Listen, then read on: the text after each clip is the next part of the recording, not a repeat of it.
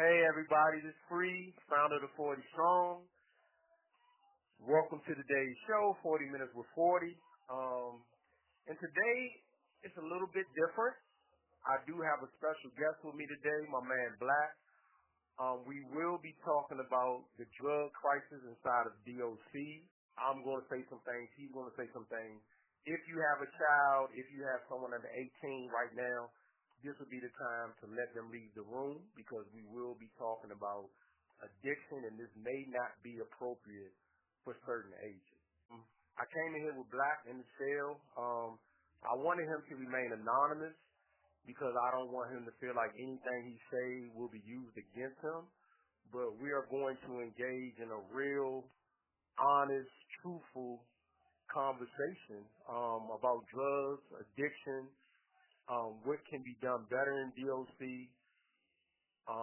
why people are struggling, and we're just going to try to open the eyes to the public, Governor Spanberger, delegates, whoever's listening, who can do the things necessary to help change this. So first, I want to shout out Black. What's up, man? What's going on, man? How you doing? How you feeling? I'm doing good, man. It's good to have you on the show. I talked to you about this, and I was thankful that you said no problem, you're willing to help. I know we all have struggled with something in life, and I really wanted to attack this because recently DOC put out a paperwork and a memo on our players about the paper. Right. You got that too, right? Yeah, I got that. And so to bring everybody up to speed, paper is basically, it's just basic paper, and there's like a chemical sprayed on it, and it causes a feeling of euphoria, kind of like you're high, different things like that. And being in DOC, I've seen the change in the last, what would you say, Black, 3 years, 2-3 years? Yeah, I say, probably about 2-3 years. About the last 2-3 years, the paper fad has kind of sped up. And I will say this, not saying that paper is a blessing, but I will say that we were inside of a serious fentanyl crisis no longer than 2 or 3 years ago where people were overdosing, dying every day all over the system. And it feels like when the paper came in the system, the fentanyl deaths, the fentanyl overdoses did reduce. We're not saying that paper is good for anybody. We're not trying to endorse paper, smoking paper, none of that. All I'm saying is there was a serious fentanyl crisis throughout COVID where so many people had died and overdosed, and now it seems like that addiction has changed to paper, which is cheaper. It's a very, like I said, it's a euphoric, quick high from people that I speak with. I've talked to several people about this before I did this interview just to understand it. I know, Black, you said you had dabbled in the paper. So I just kind of want to get into that. Like I said, I wanted him to remain anonymous because this is going to be a real interview. So how you feeling today, bro? I feel good, man. I feel good. I woke up this morning, with positive things on my mind. Okay. But, I understand, the things that's going on with the drug thing and things like that. And, it's not good for nobody, paper, meth, strips, coke, weed, whatever your choice of drug might be, man. None of it's good for us. None of it's good for no one that's locked up. We in here doing time for whatever reason, and, drugs is just another bad thing on your back that you gotta deal with. So it's a lot of things in here, man, that we trying to cope with every day to try to make it through this process, And, so it's good to try to get help from people and talk to people, maybe go to mental health, get a little guidance from them, and ways on try to figure out how not to use drugs, Sometimes, you get caught up in bad situations. You don't know how to, filter your anger. So some of us subject ourselves to drugs, but it's not a good thing. And we need to find better ways to find things that we could do to occupy our minds when we're feeling down or just bored. But yeah, today, man, drugs is I feel like, me personally, drugs ain't no different today than it was tomorrow. It's just getting worse and worse. Right. More drugs, new drugs are being, presented to people. So Right. people are curious to, the new high, things like that, So it's all in how you deal with the situation at hand. You try to figure out, ways, like I said, to try to, get through the day. Try to figure out something you can do so you don't want to use drugs. Right. Now let me jump in right quick because I want to ask you a few questions about drugs from how you perceive it, people that you know in the system, etc. What do you think the major, most contributing factor is to drug use, whether that's depression, the amount of time, the lack of program, or whatever that may be? If you had to state one thing to say, this is the reason why a person is using drugs in DOC, what do you think that would be? The lack of program. Okay. The lack of things to do. Things to do. Okay. Occupy your mind. Things to get yourself involved in to have you focus on something positive or something to keep you from wanting to be like, oh man, there ain't nothing to do. Hell, shit, I might as well go get high. Right. If you ain't got nothing to do and you're sitting around all day long, you're around. I'm not gonna say that we're all negative. Right. But this is a negative environment. Right. We got a bunch of good guys in here. A bunch of, bad guys. You got in between. You got, but yeah, to me, I feel like the system is not providing the proper things that we need to keep us away from thinking that drugs is the only way to try to make it through or to kill the pain or whatever you're going through. Okay, hold on. Let me ask you that. So kill the pain. Let's stay right there for 1 second. So do you think that drugs is being used to kind of numb what Absolutely. people are going? Okay. Absolutely. Because if I'm feeling bad and I'm not having a good day and I'm pissed off about something, I might say, well, hell, fuck it, I might go smoke me a joint or something. I got you. So that's the first thing that comes to mind because I can't get up and go and say, all right, well, I'm going to go fishing. Or I'm going to get up and say, okay, say whatever after that. Or, we could figure out, if we can go, say to a theme park or something like that. Just something to keep you from wanting to do a negative thing. Okay. Using drugs is something that I don't agree with. I don't. Yeah, I use drugs. I use drugs. We can be real. You are black. And your name and nothing. I need this to be real as possible, bro. It's okay, bro. I have, used drugs in the past and things like that, and I'm working on myself. Okay.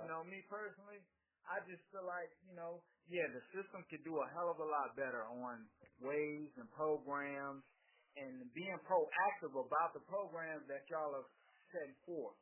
Okay. Put it in motion. Don't Okay. give us something, give us an avenue or speak about it. Right. Make that happen. I got you. There's guys in here, that try to, that's got bright minds, man, on ways that we could cope with things and things like that. And sometimes it takes being able to, you just got to be able to put the things in motion.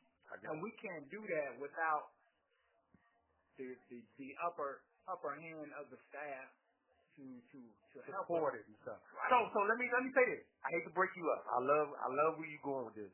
Now, do you think when you say guys are brilliant, guys have minds, I'm sure the women too, much love to our female members at Savannah that's dealing with these same crises. Do you think that the system, DOC, can rely on us more to create programs for us?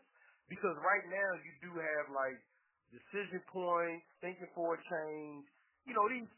The programs you go in there, you read the book, everybody say the perfect answer, everyone has all the pretty things to say to get their certificate. Not saying everyone is there just for the certificate, but do you think there's more that DOC can do to where they can support us having programs and us having groups where we can go to these groups similar to the streets, NAAA, where we can go in there and just be straight up. Like, look, I'm dealing with addiction. You're dealing with addiction. Let's talk about it. Do you think DOC can do more with that? Yeah, absolutely. Okay. I mean, they have all the control right now. Okay. We don't have no control on how we're gonna how we're gonna carry our day. We're in a box all day long. So yeah, I believe that DOC has all the resources and a lot of the resources that we need to make things a little bit better on us while we're doing our time or whatever the situation might be. Okay. But yeah, I feel like DOC can do a hell of a lot more. Okay. It's just that I feel like there's a lot of, they see some of the staff that come in here and they see how we're being treated. Okay. On one hand. Okay. And on the other hand, it's like, okay, well, they're here to do a job. So I feel like, if they just step back and take a look for a second and say, hey, well, if we could do this for them, maybe things would be a little bit better on everybody. Okay. So I feel like DOC can do a hell of a lot more for us. Okay. It's just taking the time to do it and getting it done. Okay. Now, let me ask you this. In regards to penalties, because, recently we had the abolishment of the enhanced sanctions. And if anyone listening doesn't know what that is, so in the last, 3 to 4 years since the fentanyl crisis, DOC enacted enhanced sanctions. That means if I do a urinalysis test or if I get caught with Tylenol in my cell, if I have a piece of Suboxone strip underneath the table, whatever that may be, anything to do with drugs, they were taking your visits for 2 years, they were taking your phones for 2 years, and recently that penalty has been abolished, and now the penalty for that is not as stringent as not being able to see or talk to my family for 2 years. Now, with these penalties changing now, do you believe that DOC can take it a step further to say, okay, you've been caught with a piece of Suboxone strip. Maybe I don't have to charge you. Can I offer you treatment? Can I offer you something to not punish you? Because if I'm dealing with addiction and you're not directly giving me any way to help with this addiction, and then if you catch me inside of my addiction and punish me for my addiction, what is the purpose of that? So do you think DOC can do something now like, okay, you got caught with drugs, how can we help this person and not punish him immediately? Not saying that there's no consequence for addiction or there's no consequence for you having drugs or using drugs, but do you think that is always the first deterrent to helping somebody? Yeah, the only thing that I feel like that the only thing on their mind is, okay, we need to punish him for what he's done. Right. All right. So you want to punish the individual. Okay, that punishment can be, like you said, they could take your time, your visitations, your phone, all that stuff, but now that stuff has changed. I feel like if it's a drug-related incident, maybe you need to speak to someone about drug abuse. A counselor. Exactly. Right. Exactly. Come on, you cooking. It's not always, okay, well, let's see what punishment we can do. What can we take from this person? You're not doing nothing but hindering that person more to do more bad things. There you go. Because now you're pissed off because they took something from you for doing something that you are having trouble with. And it can make you spiral, right. Which we've seen around us. Okay. It can make you, fall out of control. It can mess you up. Okay. So yeah, I feel like they could put you in programs. They could come and talk to you. They could do a lot of things, man, to try to get you going and try to find a better avenue instead of just punishing you just to say, okay, yeah, we took care of the problem. You haven't took care of the problem. You made the problem worse. Okay. In my eyes. Okay. So yeah, I feel like they need to take time and figure out what you can do if a person is to get in trouble for using, having, or anything. Okay. They need to find A deterrent. they need to find another way, man, because it's not always the first thing you want to do is take something from me. You're not doing nothing but pissing that person off. Right. Now that person is, okay, you take my business away for 2 years. My phone's away for 2 years. You're cutting me off, you're cutting me off from the outside world, my family. And you think that's not going to piss me off? Right. You know what I mean? So, yeah, I feel like DOC has got a whole lot that they can do. And I feel like they're going about it in the wrong way. Thank God for Spamberger, because she is doing, things to try to help us with these situations as they arise during our time here in the prison. Okay, so let me take it a step further. I'm suggesting that on the onset there's a user's amount. I'm not saying that if a person get caught with 100 grams of meth that they should be under this. Let's keep this in context. There is a context to what I'm saying. But if someone gets caught smoking weed, this guy has a piece of Suboxone, this lady is dealing with some type of paper issue where she's smoking paper, they get caught with this user's amount, they have a dirty urine. I believe what I would suggest to Gene Beasley, our new deputy director, also Mr. Walters, Joseph Walters, that, hey, the first step is go into a counselor's office, like you said, speak to a counselor, someone from mental health. The first question is, do you need help? There's nothing wrong with that. Those 4 words could change a person's life. The first step is not, give me your ID, I'm going to write you a charge that's going to take away all of your good time. The first question is, do you need help, Mr. Black? And then I can say, yes, I've been struggling for 5 years. I need help with this. I don't know how to overcome this addiction. Please give me some help.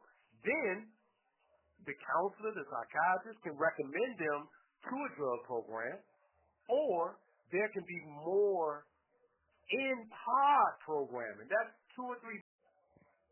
The help is identifying the person with the problem and giving them a solution that can remove that problem.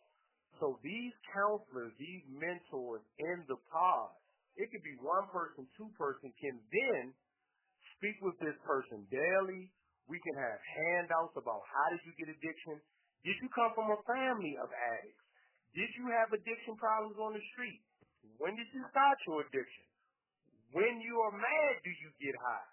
When you're bored, do you get high? Let's have a curriculum where there's a 10 or 20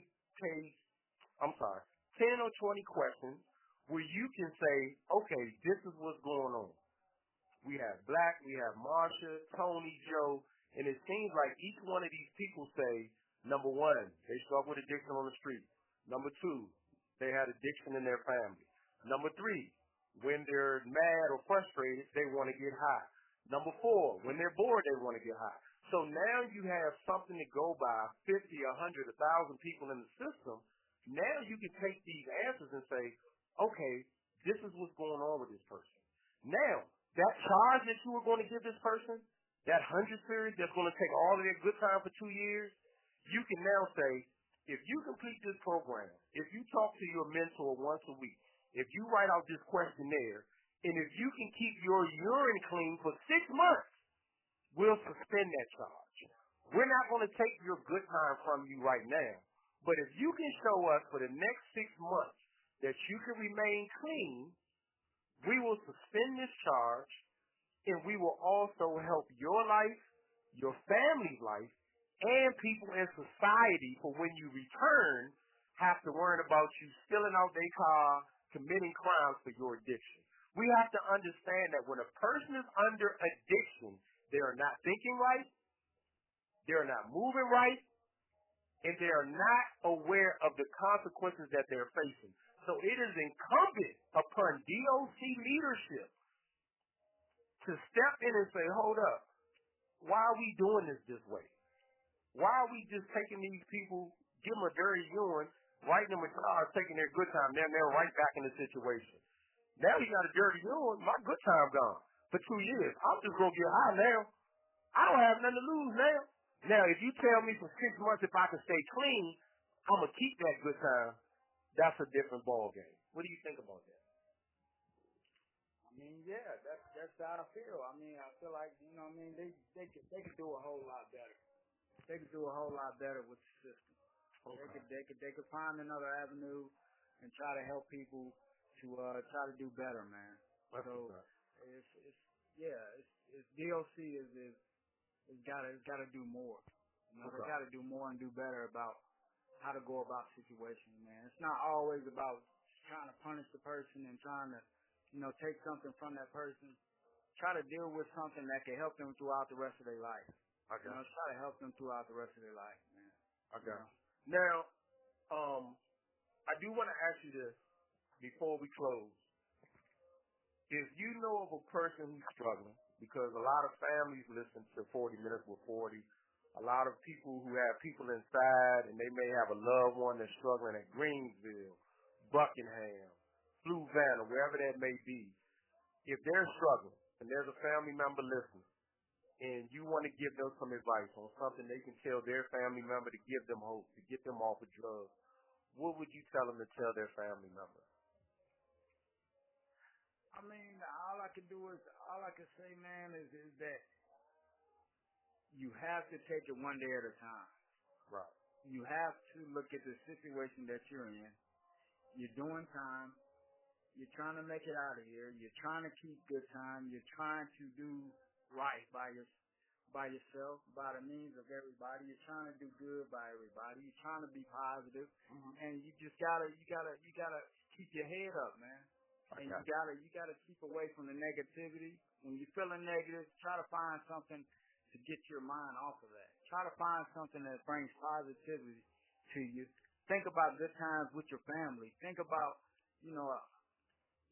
some of the happy times in your life, you know? Right. So just keep pushing, man. Just you gotta keep pushing. You know, when you're feeling bad, talk to somebody. Talk to somebody. There you go, right Pull someone to the side and then tell them you're feeling bad. Or pick up a card game or something with somebody. Something to get your mind off of that negativity.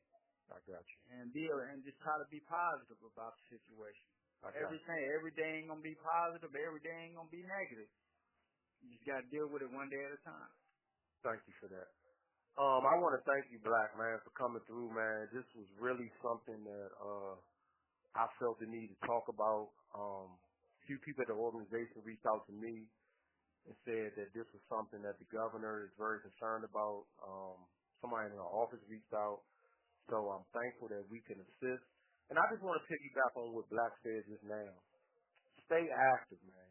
Draw, write, go to a class, sign up for something. And I know that there's a shortage of seats in these classes. There's only so many people that can go to a program. There's only so many people that can go to custodial maintenance or flooring or whatever that may be. Sign up for a program, though. Get on that waiting list. Stay positive. Talk to somebody. One thing that Black said, talk to somebody. Somebody you don't normally talk to, a friend, somebody at the water fountain, whatever that may be. Look, hey, can I sit down and talk with you? Find a way out of addiction, because addiction can only lead to several places, and we know what those places are. We're in one of them now. So I just want to say this to anyone who's listening, Governor Spanberger, Director Walters, Director Beasley, anyone, Mr. Fitz, anyone who's listening, Marcus Elam, all the directors, everybody at DOC, the prison wardens, Mr. Snowball, here at Pocahontas, do something different. We cannot accept different results when we're still doing the same thing. I don't think that a person struggling with addiction, who does a dirty urine, get caught with a user amount, whatever that may be, should be given 100 serious charge, all their good time taken away, and now they're still stuck with their addiction. Let's do something different. Let's waive that penalty. Let's give some mentors. Let's get some drug mentors in here. You have plenty of ex-addicts in these pods who have overcame addiction. Give them a job. And they're the best ones to give you advice. Give them a job. You heard what he said. They're the best ones because they've been through it. If I'm an ex-addict and I've been clean for 10 years, I would love to sit in the pod and talk to people who are going through it. People do change. You know, I come from a family of addicts. You know, my father was addicted to heroin when I was growing up. A few of my uncles. I can remember in the D.C. area how it ravaged the whole community. Mothers and fathers were no longer mothers and fathers. And I've seen this firsthand growing up, the damage that addiction does to families. I also seen these same people, my father, my uncles, different people in my community that I grew up with, beat it. They're now great people doing great things in their community. My uncle's a pastor at the church. My father has been working with youth and children for years with artwork and other things. People can beat addiction. They just need help. So I thank everyone for listening. I thank you again, Black Man. I thank you for the honesty. I didn't want to come on here and make it cute and pretty because addiction is not cute and pretty. You know, so I want to thank you again, bro, for showing up for me, man. I hope someone listening to this can contact somebody, DOC, and give us some advice. And we're not blaming. We're not sitting here saying, oh, we blame DOC for everything. No, because you can only do what you know. So if you're sitting in Richmond and you don't have the solution, you just don't have the solution. But we're saying the solutions that we gave are worth a shot because we are here. So let's try to do something different. Let's make a criteria with a 20 question a joint where they can write down what they're dealing with. Let's do something different. 6 month waiver, 1 year waiver. If you can continue to pass your urine analysis, it don't have to be that charge. It doesn't have to be that. Let's come up with something different. So I just want to thank everybody again. This is free. Sound of the 40 Strong. This has been your 40 Minutes with 40 special on the drug crisis in Virginia DOC. Please stay safe, and I thank everyone for your support. Have a great day.